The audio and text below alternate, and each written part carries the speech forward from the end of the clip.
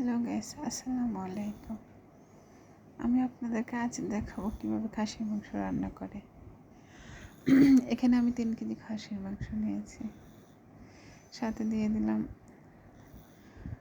পেঁয়াজ কুচি, 2 টেবিল চামচ আদা বাটা, 2 টেবিল চামচ রসুন বাটা,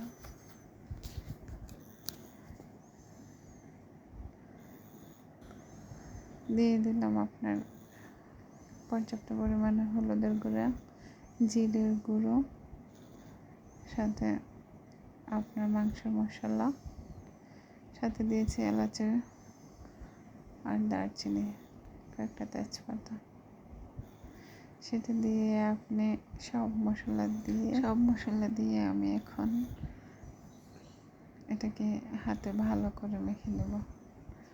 আপনি হাতে ভালো করে মেখে এভাবে গরুর মাংস কি খাসির মাংস রান্না করে দেখেন, তার স্বাদ অন্যরকম হবে। আমি সব মশলা দিয়ে এটাকে আধা ঘন্টা রেস্ট নেব। আধা ঘন্টা রেস্টের পরে চুলায় বসিয়ে দেব।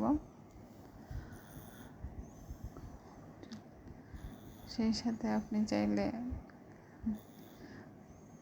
আস্ত রসুন দিতে পারেন। আর এই রসুনের কষাটা আমার বাসায় সবাই পছন্দ করে, বিশেষ করে গরুর মাংস আর খাসির মাংসতে।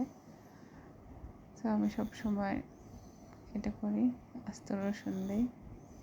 এটা খাওয়ার সময় অন্যরকম একটা টেস্ট হয়, চট্টগ্রামের মেজবানের মাংসের মতো আসে, ফিল হয়। তারপর আমি এটাকে হালকা একটু মাংসের মশলা বাড়িয়ে দিলাম, কারণ খাসির মাংসতে একটু মশলা বেশি লাগে। যদিও আমি আমার ফ্যামিলি ঝাল কম খায়, তাই আপনার এখানে মরিচের গুঁড়োটা আমি একটু কম ইউজ করেছি। সেই সাথে আপনি চাইলে কম বেশি বাড়িয়ে নিতে পারেন।